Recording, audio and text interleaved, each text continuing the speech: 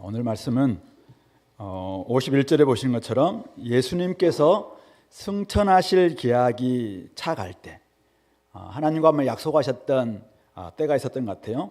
이제 언제 승천해야 된다, 하나님께 돌아와야 된다, 그 기약이 이제 차가는 바로 그때입니다. 그래서 예수님께서는 이 땅에서 하셔야 될 사역이었던 예루살렘에 가서 고난받고 십자가에서 죽으시고 또 부활하시는 그 일들을 위해서 인자가 가야 될 그 길을 마음에 굳게 결심했죠. 사람들은 반대하고 제자들은 이해하지 못하기도 하고 또 그 일이 예수님께도 만만치 않은 일이긴 합니다. 그러나 이것은 반드시 하나님과 약속이었고 또 하나님 앞에서 자신이 해야 될 사명이었고, 그래서 이것은 내가 반드시 해야 된다 굳게 결심하시고 이제는 예루살렘으로 올라가는 바로 그 시점, 바로 그 시점에 오늘 일어났던 두 개의 사건이랄까요? 두 가지로 이야기할 텐데요. 하나는 주님 따르는 그 길의 성격이 뭘까? 예루살렘으로 올라가는 길이 주님을 따라가는 길인데 그 길의 성격이 뭐냐? 바로 그것과, 두 번째는 이제 그 올라가려고 하는데 몇몇 사람들이 저도 따라가겠습니다 라고 이야기할 때 주님을 따른다는 것은 어떤 것이다? 특별히 지금과 같은 시점이죠. 십자가도 기다리고 있고 또 고난도 받아야 되고 또 사실은 반드시 올라갈 수밖에 없는, 굳게 지금 주님께서는 결심하고 올라가시는데 그 길을 따라가려고 한다면은 어떤 마음을 가지고 어떤 태도로 가야 될 것인가? 그래서 주님 따름의 성격, 오늘 두 가지 좀 이야기하겠습니다.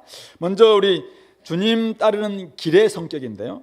자, 오늘 우리 누가복음에서는 제가 몇 번 이야기했습니다만은 오늘 이 9장 51절부터 19장 27절까지를 예루살렘 여행, 내러티브 이렇게 이제 단락을 구분짓습니다.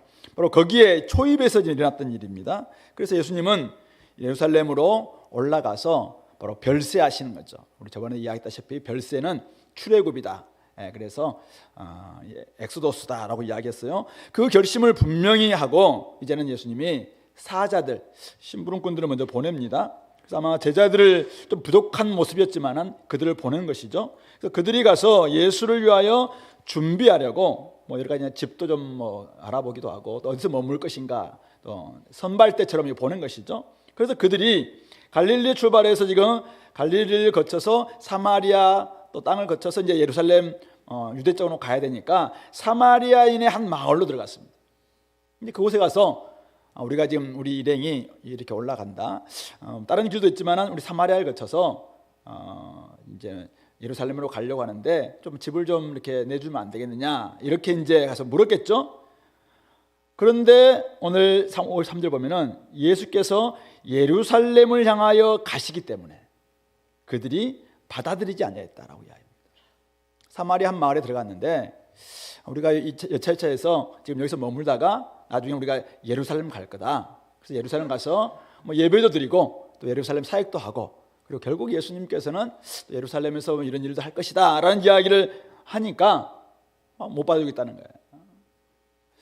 잘 알다시피 이 사마리아와 유대 간의 오랜 그 운명적인, 그러니까 이전에 우리 북이스라엘이 이제 멸망하고 외국인들을 많이 사마리아에 와서 이제 살게 함으로 말미암아 사마리아 사람들은 혼혈족이 되었죠. 그래서 이제 그곳에 자기들은 나름대로 예배를 드렸고, 우리 북이스라엘에서 보면 알다시피 베델과 단에 이제 또 단을 그들이 세우고 금송아지 우상을 막 하다가 나중에 멸망하고 난 다음에는 이 사마리아에 또 나름대로 자기들이 예배 처소를 만듭니다. 그래서 그곳에서는 이 그리심산이라는 곳에서 그들은 예배를 드리죠. 그래서 그런 곳에 예배를 드리고 있는 그들에게 예루살렘에 가서 성전에 올라간다고 하니까 이제 허락하지 않았던 것 같아요. 이런 상황에서 보니까 이제 제자 야고보와 요한이 원래 이들의 별명 있잖아요. 보아너게, 우리의 아들이다. 제 박철 진짜가 우리 진짜라고 얘기했잖아요. 우레와 같은 성격이 아마 저한테 있었는 것 같아요. 우리의 아들, 야고보와 요한이 우리의 아들들이에요. 이들이 열받았어요. 아니, 우리 선생님이 올라간다고 하는데, 우리 좀 머물려고 하는데, 아니 너희들 어떻게 이렇게 할 수가 있느냐. 그래서 막 분을 참고 왔겠죠.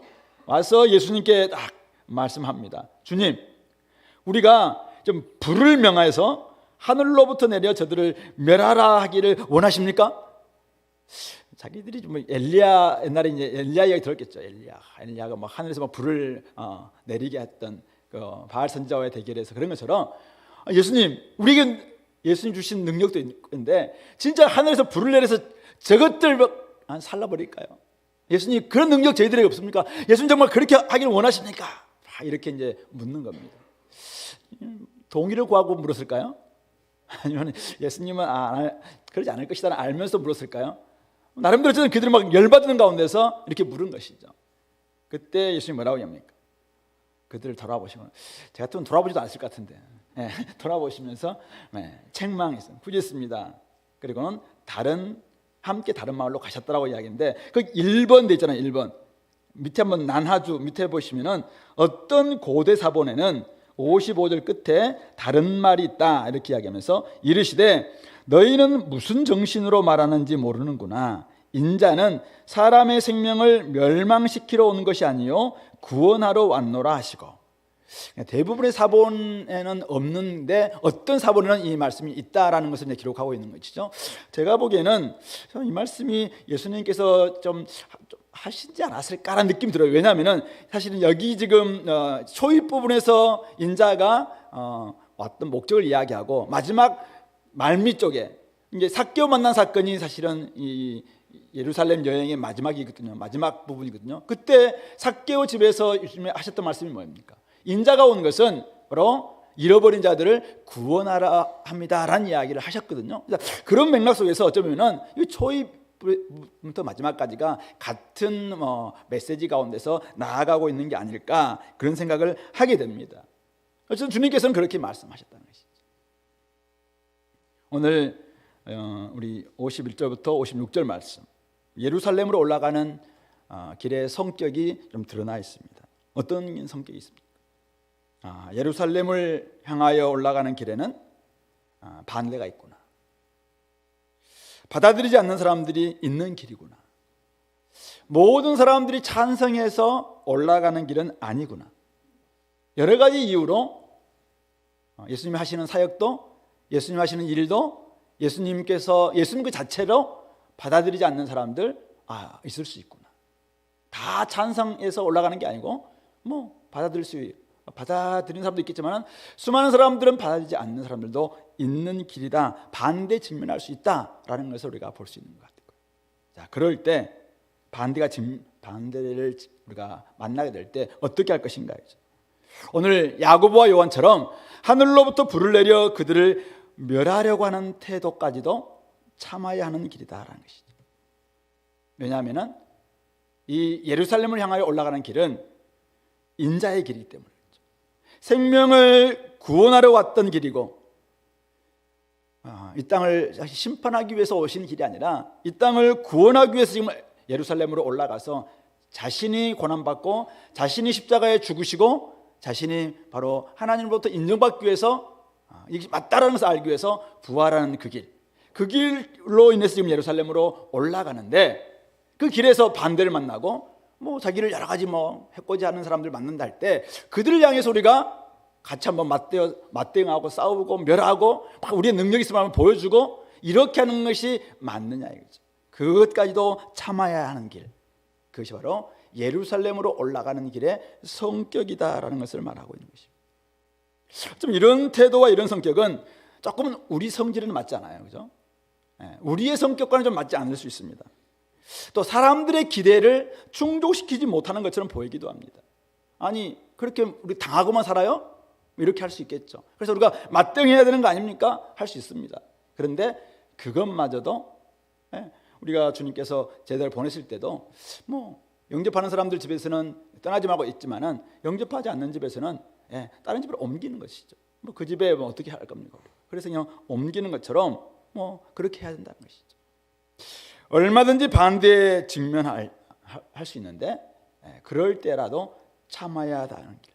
그래서 다른 마을로 다른 사람에게로 가면 된다는 것입니다. 그런 점에서 오늘 저와 여러분들이 가는 이 길도 주님을 따라서 어쩌면은 예루살렘으로 올라가는 그 길에 지금 한 행로를 걷고 있는데요. 어느 지점에 좀 있을 텐데 모두가 다 찬성해서 가는 길은 아니라는 사실이죠. 이런 방식, 고난과 십자가 그 이후에 영광이 있는 이런 방식이죠.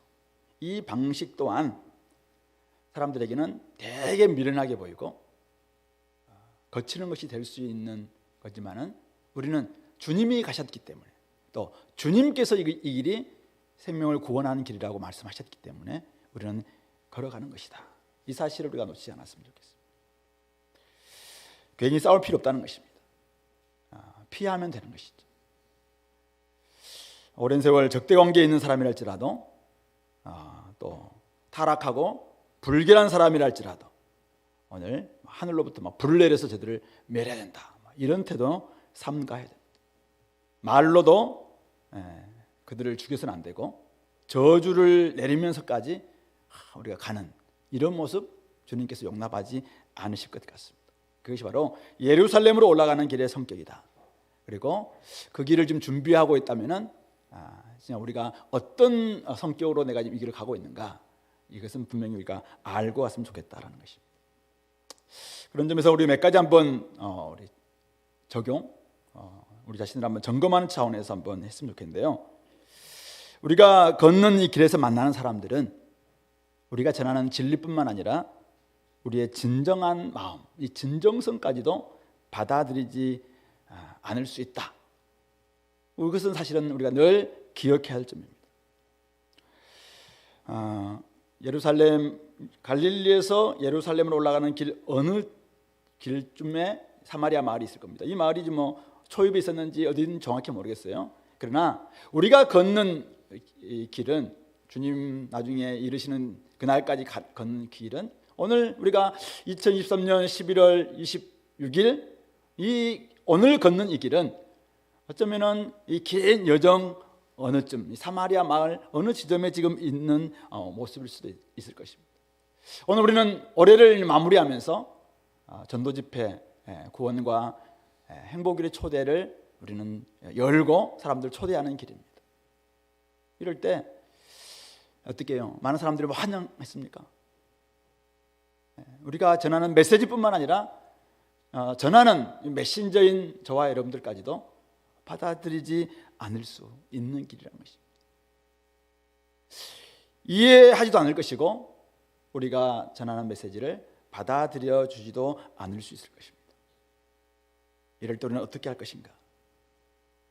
극단적인 모습을 버려야 합니다. 여전히 이들을 향한 하나님의 마음은 구원이구나. 이들을 잃어버린 자들을 찾기를 원하시는 하나님의 마음, 그것을 위해서 주님께 가신다, 그 사실을 안다면은 어떻게 해요? 지금은 받아들이지 않습니다. 지금은 우리를 때로는 다른 진정성까지도 오해를 하면서, 야, 너희들 이렇게 하려고 하는 거 아니냐, 또 너희들 교회 키우려고 하는 거 아니냐, 이런 온갖 오해들을 많이 받을 수 있어요. 그러나 그럴 때 어떻게 해요? 맞대요? 그것은 주님의 방식이 아니죠. 그냥 다른 마을로 가면 됩니다. 주님, 저것들 한번 불을 던질까요? 이런 태도 버리라는 것입니다. 가는 목적을 안다면은 과정에서 만나는 사람들에게도 비슷한 태도, 같은 태도를 보여야 되는 것입니다. 이전에 우리 많은 기독교가 선교하러 갈 때 식민지 시대 때 선교를 가면서 식민지 제국을 앞장 세워서 갔었습니다. 그러다 보니까 가서 식민 정책의 일환으로 그곳을 아주 초토화시키면서 만행을 저질렀던, 그래서 기독교 이름으로 만행을 저질렀던 일들이 참 많았습니다. 우리 4.3 사태라고 제주도에서 4.3 항쟁도 기독교인들이 가서 굉장히 많은 사람들을 죽였습니다. 기독교의 이름으로 저질렀던 일들은 우리 2000년의 기독교 역사 속에서 굉장히 많았습니다. 주님이 땅에 선교하러 오셨습니다. 주님이 땅에 구원하러 오셨습니다. 그런데 교회가 그 여정 속에서 우리가 여러 가지 이유가 있었겠죠. 우리도 열받았다든지 아니면 우리도 당했다든지 있었겠을 겁니다. 그러나 맞대응하면서 그들에게 불을 던지고 불을 사르고 그렇게 했던 모습들은, 그런 주님께서 책망받아야 될 모습이고 전혀 주님께서 원하시는 모습은 아니었다라는 사실을 기억해야 하는 것이죠. 오늘 인자께서 예루살렘으로 올라가시는 목적이 무엇인가? 이 사실을 놓치지 않았으면 좋겠습니다. 예루살렘에 도착하면은 성전을 청결케 하시고 골고다 언덕에서 십자가를 지실 것입니다. 하나님께서 맡기시는 사명을 감당하실 것입니다. 예루살렘에서 별세하심으로 출애굽하심으로 구원을 이루실 것입니다. 멸망시키는 것이 목적이 아닙니다. 구원하시는 것이 목적입니다. 바로 주님의 텔로스, 주님의 목표는 바로 인간의 구원이었던 것이죠. 그렇다면 그곳에 이르기까지 만나는 사마리아인의 길에서 만나는 사람들이랄지라도 바로 그 길의 목적, 그들의 성격 그대로 반영돼야 됩니다. 예루살렘에서 행하실 그 목적에 걸맞은 태도를 유지하는 것, 그것이 바로 이 길의 성격이자 이 길을 걷고 있는 사람들이 갖춰야 될 태도이다라는 사실을 놓치지 않았으면 좋겠습니다. 오늘 우리가 대부분 걷고 있는 이 거리, 또 학교, 또 우리 여러분들 가정에서의 일상생활, 어쩌면은 사마리아인의 동네에서 우리가 보여야 될 이 길의 성격을 그대로 보여줘야 될 곳일 수도 있습니다. 하나님 나라를 이루는 백성으로서 하나님의 나그네 된 백성으로 우리는 살아가야 됩니다. 당연히 우리는 이해해주지 않을 사람들을 만날 것입니다. 반대하는 사람들을 만날 것입니다. 상처를 주었던 사람들을 만날 것입니다. 상처를 받은 경험도 우리는 또 갖게 될 것입니다. 자녀를 키우다 보면은 예기치 않은 경험을 할 때가 있습니다. 저도 우리 세 자녀를 키우면서 놀이터에 나갔는데 놀러 가서 친구에게 맞고 들어옵니다. 어떻게 해요? 쫓아가서 그냥 패줘요. 어느 마트를 갔는데 했는데 그냥 한 번도 본 적이 없는 아이예요. 그런데 같이 놀다가 그냥 얼굴에 이렇게 손톱으로 핥혔습니다. 깊이 패였습니다. 속에서 막 불이 나죠. 제가 옆에 있었어요. 어떨까요? 가서 그냥 같이 막 긁어줘요. 하늘에서 불을 내리고 싶은 우리 아들이죠. 저도 우레 진짜를 가지고 있는 사람이니까 나름대로 우레가 있는 사람이잖아요. 운전하다 보면은 깜빡이를 켜지 않고 들어오는 사람 있을 때 어떻게 해요? 같이 한번 박아봐줘요. 박자. 신대원 다닐 때 들었던 이야기입니다. 우리 그 부산에서 민무라는 분이 계세요. 이분 나름대로 성격이 가지고 있는 분이에요. 잘 놀았던 분이 한 성깔 했던 분이에요. 출발했는데 누가 자기 앞에 팍 가로 끼어들더래요. 열받아 싶어서 끼어들었대요. 이 사람도 반 사람들도 끼어들었대요. 계속 하다가 대전까지 갔다고 이야기하더라고요. 그러니까 양재 출발해서 대전까지 거의 사고 직전까지 갔는데 서로 막 지지 않기 위해서 막 그렇게 했다고 이야기하던데 그것까지 참아야 됩니다. 그것까지 참아야 된다. 근데 우리가 사실은 하다 보면은 그럴 때가 좀 종종 있는 거 아니냐 이거죠. 그런 일만 있겠는가? 그런 일만 있겠는가? 그러나 그럴 때도 주님께서는 함께 다른 마을로 가자라고 이야기하고 있습니다. 피해야 한다는 것입니다. 인자에 온 목적은 멸망이 아니라 구원이기 때문에 그렇습니다. 그 일을 위해서 예루살렘으로 올라가는 중이기 때문에 과정도 구원이어야 된다, 이런 말씀을 하고 계시는 것입니다. 그런 점에서 우리 사랑과 용서와 긍휼을 베풀어줘야 됩니다. 옛날에 동네에 살던 우리 힘센 형들 한 번씩 그 형님들 모시고 와서 정말 패주고 싶은 그런 우리 일들이 많이 있잖아요. 그러나 그는 옛날 아무리 그런 모습이 있다 할지라도 이제는 그래서는 안 되는 것이죠. 우리 특히 그리스도인들은, 하나님 나라 백성들은 우리가 아무리 힘이 센 사람이라 할지라도 가서 패주는 이런 모습은 맞지 않다라는 사실입니다. 그런 점에서는 우리 교회 자녀들이 되게 많잖아요. 자녀들 보면서 사건 사고도 많고 온갖 이런 데 있으니까 저는 유아 세례 받을 때마다 한 가지 제안하고 싶은 게 있어요. 우리 공동체에 이 아이들이 되게 많은데 저 집은 누구 집 아들이지, 누구 집 딸이지 이렇게 하지 말고 우리 집, 우리 집이잖아, 우리 집 자녀들이다라는 사실을 기억했으면 좋겠습니다. 우리 집 자녀들이 지금 누군가 맡고 있고, 누가 지금 힘들어하고 있고, 누군가가 이렇게 어려움 당하고 있으면 다 우리 집 아들이에요. 우리 집. 우리들은 함께 돌보는 모습이죠. 함께 커가는 모습에 좀 감사했으면 좋겠고, 함께 좀 이 아이들의 미래를 내다보면서 또 같이 아팠으면 좋겠고, 같이 또 우리 용납했으면 좋겠고, 함께 걸어가자라고 이야기했으면 좋겠고. 그래서 제가 읽었던 책에 나온 내용입니다. 한 아이를 키우기 위해서는 한 마을이 필요하다. 아프리카 속담이라고 이야기하더라고요.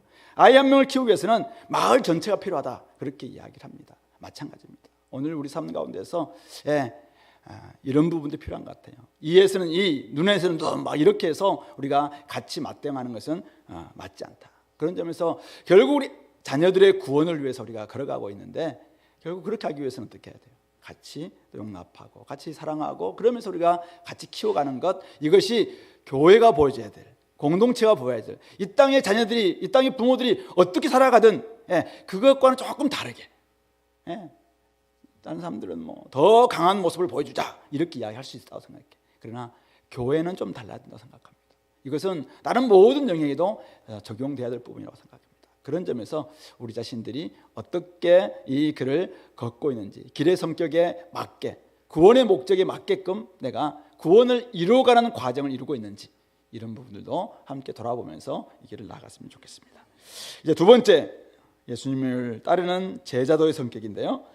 자, 오늘 57절부터 62절을 보시면은 거기에 세 사람이 등장하고 있습니다. 길 가실 때 어떤 사람이 여짜오되, 갑자기 이제 끼어들었어요. 어디로 가시든지 제가 예수님을 따르겠습니다. 이렇게 대단한 용기를 가지고 예수님에 찾아왔습니다. 굉장히 고마운 일이죠. 어디를 가시든지 제가 주님을 따라가겠습니다. 다 그렇게 하니까 되게 고마운 사람입니다. 그런데 이제 도대체 이 따름의 성격을, 내가 가는 길의 성격을 알고나 그렇게 말하는 것일까? 주님들 궁금하시니까 조금은 충격요법일까요? 강하게 좀 말씀하셨어요. 뭐라고 이야기하냐면, 여우도 굴이 있고 공중의 새도 집이 있으되 인자는 머리 둘 곳도 없다. 방금 봤지? 사마리아에서 우리도 내침 당하는 거야. 우리는 어디로 가든지 노숙할 수도 있어. 그렇게 이야기하는 것입니다. 2005년 제가 우리 준회교에 오자마자 제가 대학생들 데리고 일주일인가 2주일 그때 중국 갔을 때, 중국 천진에 계시는 선교사님께 편지를 썼습니다. 저희들이 이렇게 가야 되는데 좀 자리를 잘 곳이 있습니까? 이분이 조금, 이분도 좀 뭐가 있었는데, 길에서 자야 된다 이렇게 적었더라고요.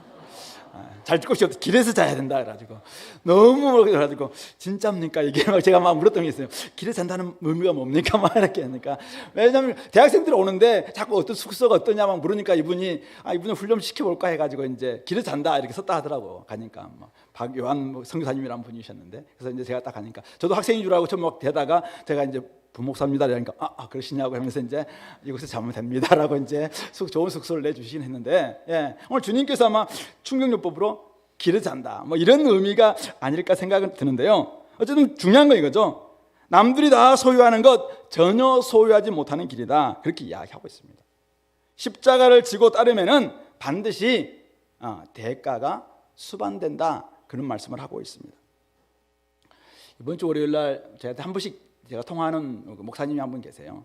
제 간사 동기자, 저보다 한 살 많으신 이제 형님이 계시는데, 또 이제 전화 왔어요. 제가 어려우면 뭐 전화하고 그쪽이 어려우면 좀 전화하고 막 이런 사이인데요. 전화 와가지고 산책하다가 저기 아파트 이제 막 그 동네 이제 저쪽에 어딥니까, 저기 응암동 쪽인가 그쪽에 있는데, 산에 다서 보니까 아파트가 너무 많대요. 너무 많이 있더래요. 그래서 자기도 이렇게 산책하다가 하나님 앞에 하면서, 하나님 참 아파트가 많네요. 근데 제 집은 하나도 없네요. 막 이렇게 이야기했다고 막 이렇게 저한테 이제 막 하시는 거예요. 그래서 제가 그랬습니다. 형, 우리는 아파트를 위해서 산 사람들 아니잖아요. 사실 제가 뭐 또 정답 이야기한 거죠. 뭐냐, 간사의 삶을 한 20년 가까이 살다가 지금 목회자로 이렇게 살면서 어떻게 아파트를 구할 수 있겠습니까? 그러니까 우리는 아파트 구하는 사람 아니잖아요 이야기하면서, 그래 전화 끈적끈적 또 하려고 하다가 막 이제 하면서 이제 사실은 이뤄놓은 게 없다 보니까 이런 넋두리가 나온다라는 이야기를 막 하면서 서로 막 이렇게 주고받았던 경험이 있습니다. 그렇죠. 이 길은 안정되고 보장된 길이 아닙니다. 앞날 노후도 보장받지 못하는 길일 수 있습니다. 요즘 선교사님들이 많이 이제 은퇴하신다고 하더라고요. 젊은 사람들은 많이 허입돼 들어오지 않고 이제 나이 드셨던 선교사님들이 많이 은퇴하시는데, 지금 은퇴하셨던 선교사님 한 분이 국내에서 계셨던 분이신데 이분이 이제 은퇴 선교사님들을 위한 여러 가지 좀 관리를 하고 계시는 선교사님이 계세요. 그분이 요즘 선교사님들을 만나는 사람마다 제안을 한 가지 한대요. 제발 부탁한데 국민연금 좀 들어라. 국민연금도 안 들고 그냥 이 길을 걸어가시는 분들이 너무 많다는 거예요. 그러니까 막상 이제 60 몇 세 돼서 이제 은퇴하니까 와서 보니까 아무것도 없는 거죠. 그러니까 사실은 어디도, 그래서 교회들마다 이제 선교사님들을 위한 이렇게 선교관을 만들기도 하고 하는 곳이 있지만은 대부분들은 자기도 사실은 보장이 안 됐고 자녀들한테 사실 얹혀 있을 수도 없고 그러니까 사실 대책이 없는 거죠. 그러니까 제발 부탁한데 국민연금이라도 좀 들어라 막 이야기한다, 그렇게 이야기하더라고요. 그러니까 결국 보장받지 않고 가는 것입니다. 하나님 나라만 그냥 보장받고 걸어가는 길이죠. 아브라함이 처음 부름 받았을 때 주님께서 어떤 약속을 해주셨습니까? 그에게 큰 민족을 이루고 복을 주어서 이제는 복의 통로가 되게 해주겠다. 그래서 자녀도 많은 후손들과 그리고 땅 모든 땅도 주겠다 약속했잖아요. 근데 아브라함이 죽을 때 큰 민족, 그 나라 보장 받으셨나요? 아브라함 죽을 때 자녀 한 명, 이삭만 어쩌면은 받고 땅, 그 모든 땅을 다 받았나요? 아니죠. 막벨라굴 자기 묘짜리 그거 하나 받고 사실은 언약으로 약속만 보장받고 떠난 거죠. 어쩌면 주님을 따르는 길도 별 보장이 없는 길일 수 있다, 이렇게 이야기하고 있는 것이죠. 대가가 수반된다, 그렇게 이야기하고 있습니다. 두 번째, 오늘 59절 60절 보면은 주님을 따른 두 번째 사람이 나를 따르라 이렇게 주님께서 말씀하시니까 한 가지 요청을 합니다. 나로 먼저 가서 내 아버지를 장사하게 허락하옵소서. 충분히 그럴 수 있는 요청이죠. 부모 장래 자식의 가장 중요한 명령이, 자식에게 주었던 가장 중요한 하나님의 명령이자 의무사항입니다. 그래서 이것은 당연히 해야 될 일이기도 하고 또 이렇게 요청할 수 있는 부탁이기도 합니다. 근데 예수님은 또 단호하게 말씀하십니다. 죽은 자들로 자기의 죽은 자들을 장사하게 하고 너는 가서 하나님의 나라를 전파하라, 이렇게 이야기하고 있습니다. 지금 이 사람이 예수님께 지금 좀 놀다가 때가 되면 헌신하겠습니다 이렇게 말한 게 아니잖아요. 그렇죠? 오늘 박 목사님 늘 말씀하시던 때가 되면 헌신하겠다, 지금 놀다가 때가 되면 헌신하겠다, 이렇게 말한 사람이 아니에요. 부모를 장사 지내는 일, 자식의 당연한 의무 좀 감당하기까지는 조금 기다려주시면 안 되겠습니까? 라는 좀 나름대로 합리적이고 이해될 만한 그런 요청을 하신 것이죠. 한 거죠. 근데 예수님은 죽은 자들로 자기 죽은 자들을 장사하게 하고 너는 가서 하나님 나라를 전파라, 이렇게 이야기하고 있습니다. 생명을 얻게 하는 일에 훨씬 더 우선순위가 있다라는 것을 말씀하고 있는 것입니다. 가족에 대한 의무, 부모 공경 포기하라, 이런 뜻이 아니라 그것보다 훨씬 더 중요한 일이 있다, 그 이야기를 하고 있는 것입니다. 주님을 따라서 하나님 나라를 전파하는 그것보다 더 중요한 일은 없다. 어떤 의무, 어떤 선행도 주님을 따라서 하나님 나라를 전파해서 많은 생명을 구원하는 그것보다 중요한 일은 없고 그 일을 하지 않기 위한 어떤 이유, 핑계 사실은 될 수 없다, 이런 뜻이라고 보시면 될 것 같습니다. 죽은 자를 장사하는 일마저도 가서 하나님 나라를 전파하여서 생명을 얻게 하는 일보다 앞설 수는 없다는 뜻입니다. 그런 점에서 오늘 주님을 따른 사람들은 어떤 사람들이 따릅니까? 하나님 나라를 맛본 사람이 따를 수 있습니다. 주님을 따른 사람들은 누가 따를 수 있습니까? 생명을 얻은 사람이 따를 수 있습니다. 주님은 누가 따를 수 있습니까? 생명을 살리는 일에 가치를 아는 사람이 주님을 따라갈 수 있습니다. 누가 주님을 따라갈 수 있습니까? 그 일로 말미암아 기쁨을 누리고 그 기쁨을 나누고 싶은 사람들이 주님을 따라갈 수 있다는 것입니다. 예수님은 이 일보다 더 중요한 일이 없다라는 사실을 아셨기 때문에 기꺼이 자기 목숨을 거신 것입니다. 자기 인생을 거신 것입니다. 그 일에 자기의 삶을 드린 것입니다. 그런 점에서 주님을 따라간다는 사람들도 이 일에, 생명을 살리는 그 일에 인생을 거는 것입니다. 다른 일이 덜 중요하지 않기 때문이 아니에요. 그러나 이 일보다 더 중요한 일은 없다. 이 일이 가장 소중하다. 이 일이 가장 가치 있는 일이다. 이 일만이 내가 인생을 걸 수 있는 삶의 목적이자 의미다. 어쩌면 제가 오늘 2부 시간에 해야 될 이야기일 수도 모르겠습니다. 그래서 여러분들은 이 일을 정말 알고 계시다면, 이 가치를 알고 있다면 생명을 살리는 일이 너무나 소중한 일이고 나에게 찾아온 행복이고 구원이라는 사실을 안다면, 그리고 이 일을 위해서 내가 주님을 따라가겠다고 결심했다면 더 이상 핑계대지 마시고 그냥 가면 된다는 것입니다.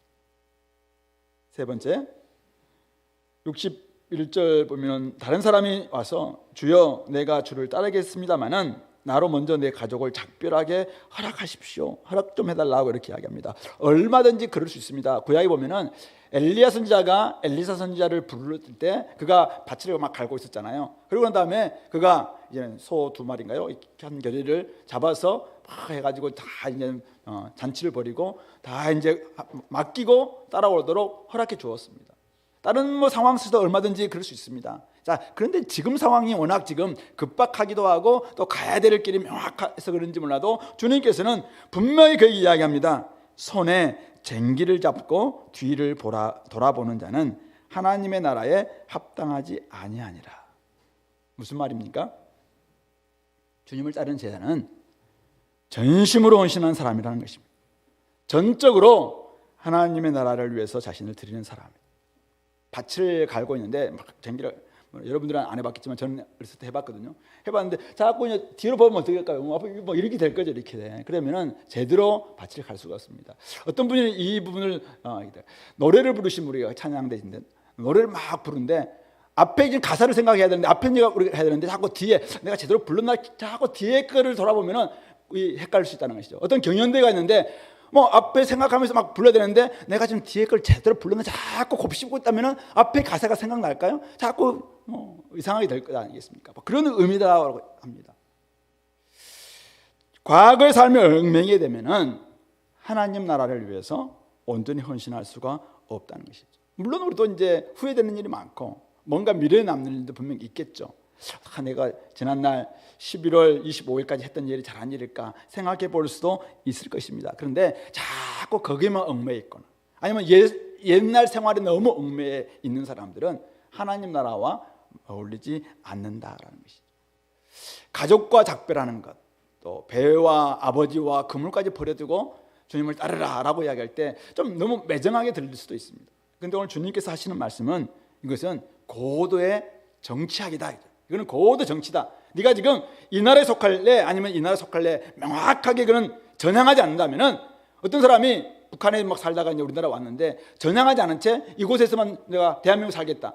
아니, 사상은 버리지 않고 이 나라에 살겠다. 어떻게 돼요? 미전향 장기수가 돼가지고 늘 감옥에만 지내는 거 아니겠습니까? 그 바로 그런 의미예요. 그러니까 네가 전향을 해라. 전향을 왔다면은 하나님 나라가 맞다면은 전향해라. 전향. 이걸 확실하게 네가 하나님 나라 백성이 돼야지. 세상 나라 백성인 것도 아니고 하나님 나라 백성도 아니고 양쪽이 다 지금 뭐 양다리 걸친 것처럼 그게 뭐 하는 것이냐, 뭐 하는 짓이냐 이렇게 이야기하죠. 제자도는 절반의 헌신이 아니라 전적인 헌신을 요구한다. 전적인 충성만이 가해사도 섬기고 뭐 그리스도 섬기는 이것이 하나님 나라의 백성이 아니라 가해사를 섬기고 옛날에는 네가 가해사를 내가 주님이라고 불렀다면 이제는 명확하게 그리스도가 주님이라고 불러야 된다. 그리고 그것을 내 삶에 실천해야 된다.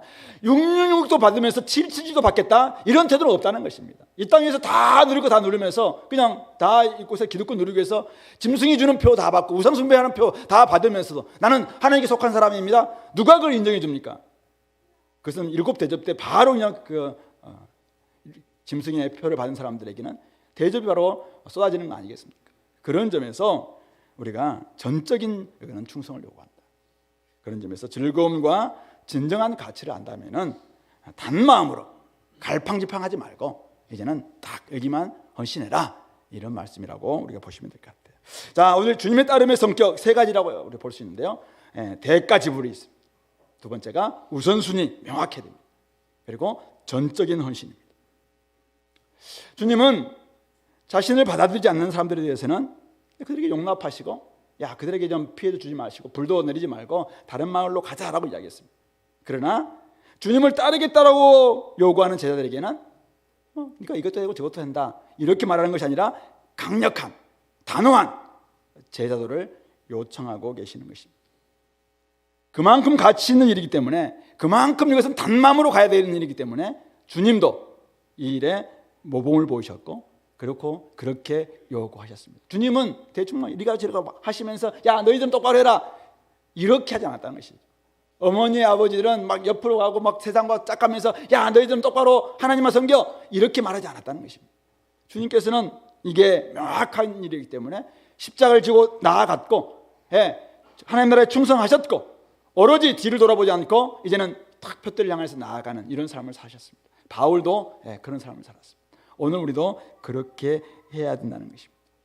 오늘 단호하면서도 강력한 제자도 요청이 오늘 우리들에게 말해주고 있는 바는 무엇입니까? 너무 인상 쓰고 인상 쓰면서 막 이렇게 걸어가라 이런 뜻은 아닙니다. 가벼운 마음으로 설렁설렁, 어떤 사람들은 보면은 자기 언저리 비슷하게 있으면서 가는 사람도 있잖아요. 어떤 사람들은 막 안에 막 핵심에 있는 사람이 있는가 하면 어떤 사람들은 바운더리 저 가장자리 끝에만 좀 있으면서 계속 따라가는 이런 사람들도 있어요. 그런 사람들에 대해서 막 들으라 해도 저는 제 나름대로 지금 최선을 다하고 있습니다 하는 사람들이 있어요. 제가 어떻게 합니까? 그리고 같이 걸어가는 것이죠. 또 길에서 만난 사람들, 어떤 사람들은 이거 막 되게 묵직한 마음을 가지고 가면서 대화도 없이 가는 사람이 있는가 하면은, 어떤 사람들은 이 길을 가면서도 막 사람들과 다 대화할 거 다 하고 희노애락 다 또 누리면서 살아가는 이런 사람도 있습니다. 어떤 사람들은 기질에 따라서 주님을 따라갈 때 다른 것 모든 재미있는 거 다 버리고 오직 이 길 가는 사람들이 있는가 하면은, 어떤 사람들은 재미있는 거 다 누리면서도 또 이 길을 걸어가고 있는 사람이 있습니다. 다양한 사람이 있다고 생각해요. 근데 중요한 것은 무엇입니까? 오늘 주님께서 이렇게 요청하셨을 때 중요한 것은 십자가를 포기하면서는 이 길을 걸어갈 수 없다는 것이죠. 십자가 너머에 있는 부활을 기대하지만 오늘 주님은, 주님 가신 길은 십자가의 길입니다. 그래서 누가 뭐라 해도 제자의 길 설렁설렁 갈 수 조금은 가벼운 마음으로 대화하면서 희노애락 이 땅에서 누릴 거 다 누리면서 가는 것 그릴 수 있어요. 그러나 자기 자신에게 주어진 십자가는 반드시 지고 가는 길, 그 길이 꼭 주님을 따라가는 제자의 길이다라는 것을 말하고 있는 것이죠. 자기 십자가를 지고 이 길을 걸어가야 한다는 것입니다. 어떤 사람은 설렁설렁 걸어가는 것 같아요. 근데 그 사람에게도 반드시 있어야 될 게 있어요. 그것은 바로 고난과 자기 부정입니다. 자기의 야심과 자기 야망과 자기 정욕과, 때로는 설렁설렁 보이는 것 같아요. 설렁설렁. 남들이 볼 때는 저 사람은 되게 조금 저기 언저리에만 있는 것 같다라고 보일 수 있어요. 근데 그 사람에게 주님께서 요구하실 때 자기 시간 내려놔야 됩니다.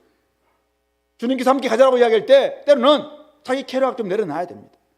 지금 우리가 전도 집회다라고 할 때 어떻게 해야 돼요? 같이 기도하자라고 이야기할 때 우리 주은혜 교회 공동체라면 어떻게 해야 돼요?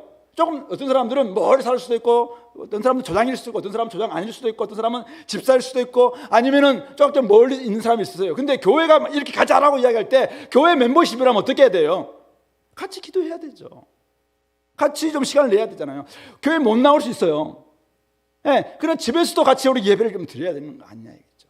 근데 주은혜 멤버십이래. 주은혜 성도인데 이게 지금 오늘 일부 예배가 와야 되는지 2부에 와야 되는지 이것도 지금 관심이 없다면은 이거 멤버 맞냐? 멤버 맞냐?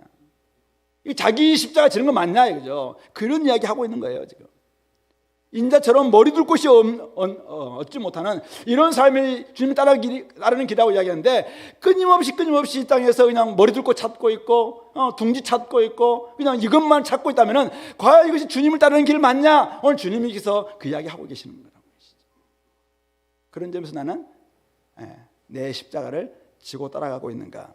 나는 때로는 나의 쾌락을, 세상 사람 다 누리는 나의 쾌락을 조금은 주님께서 그것 좀 내려놔라 할 때는 난 내려놓고 있는가?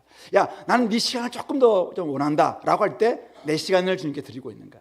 내 야망과 야심 나름대로 컸지만은 주님 만나면서 주님 나라의 야심이 훨씬 더 나의 비전이 되어서 그것을 좀 내려놓고 있는가?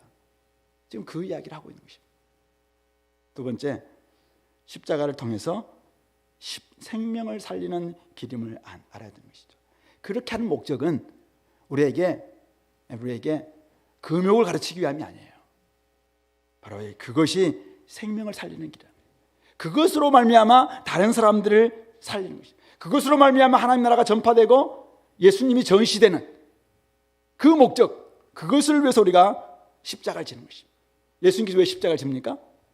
결국 그 십자가를 지는 그 삶 자체가만이 목적이 아니에요. 십자가를 통해서 죄를 다 짊어지시고 우리를 살리기 위해서, 생명을 살리기 위해서,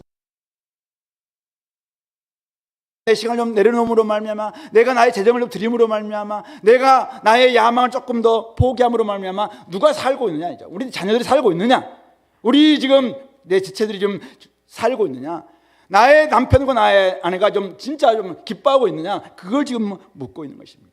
여러분들이 그렇게 기도함으로 말미암아 여러분 태신자가 좀 더 주님 가까이 오고 있느냐, 나는 하나님 백성으로서 하나님 나라의 수많은 백성들을 좀 더 많이 이렇게 불러 모으는 그 일에 내가 쓰임 받고 있느냐, 이제 공동체를 좀 살리고 있느냐, 나의 구역 식구들 좀 더 가까이 친밀하게 만들어주고 있느냐, 지금 그것입니다.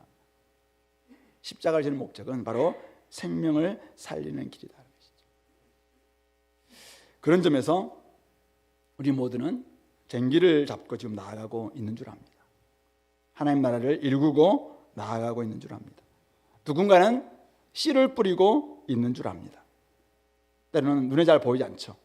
어떨 때는 한 번씩 쟁기를 잡고 나아가고 있지만은 자꾸 한 번씩 뒤를 돌아보므로 말미암아 조금 이렇게 고랑도 이랑도 이렇게 삐뚤삐뚤할 수도 있을 것입니다. 그러나 지금은 바로 나가야 될 때네 생각하고 다시 앞날 다 굳게 잡고 나아가야 될 것입니다. 그리고 지나고 난 다음에 많은 사람들이 이제 뒤따라온 사람들이 막 씨를 뿌리고 지금 옵니다. 그런데 아직은 씨를 뿌리고 있어요. 그러니까 어떻게 해요? 또 싹이 안 나고 있잖아요. 싹이 안 나네? 근데 씨를 뿌렸다고 생각하는데 싹이 안 나고 있어요. 때가 이러지 않는 거죠. 언젠가 추수할 때가 올 거예요. 그때 여러분들이 쟁기를 잡고 나아갔던 그 길, 그리고 누군가가 뿌렸던 그 씨앗, 그리고 누군가가 그걸 덮고 김을 메고 그리고 물을 주고 했던 이 모든 수고들, 이런 것들이 추수 때 이제 결판나게 될 것입니다. 그런 점에서 여러분들이 지금 쟁기를 잡고 이 길을 걸고 있습니까? 상상하시기 바랍니다. 앞에 또 너무 척박한 땅, 갈아엎어야 될 우리 일거리, 이런 것이 보일 거예요. 그러나 쟁기를 잡고 나아갈 때는 뭘 상상해야 됩니까? 마지막 추수 때를 상상해야 돼요. 쟁기를 잡고 밭을 갈고 거기에 씨를 뿌리고 싹이 나고 물을 주고 비가 오고 바람이 불고 이렇게 햇볕이 나고 나중에 어국백과가 무르익어서 그곳에서 휘어져 추수할 곡식들이 가득 차 그 밭을 상상하는 거죠. 그러면 어떻게 하면 여러분들의 쟁기를 잡고 있는 손이 훨씬 더 힘이 좀 들어가면서 바르게 잡아야 되지, 이런 마음이 들 것이고, 앞을 내다보면서 좀 더 우리 자녀들이, 우리 다음 세대가, 우리 조원들이, 그리고 내가 전했던 그 친구가 어떻게 될 것이다, 이 소망이 좀 생기지 않겠습니까? 이 마음 가지고 끝까지 십자가를 지고 쟁기를 잡고 주님을 따라가는 우리 공동체가 다 될 수 있게 되기를 소망해 봅니다. 같이 한번 기도할까요? 오늘 말씀을 좀 생각하시면서 하나님, 주님 따르는 이 길이 어떤 길인지 알게 되었습니다. 주님을 따라간다는 제자의 삶이 어떤 삶인지 알게 되었습니다. 몰랐던 부분이 아니고 다시 한번 점검했습니다. 하나님, 나로 하여금 깨닫게 도와주시고 함께하여 주옵소서. 그래서 나를 통해서 생명이 살게 도와주시고 주님이 이루셨던 그 일이 또 계속 이어지는 정말 계승하는 그런 삶이 되게 되려고 같이 한번 기도하겠습니다.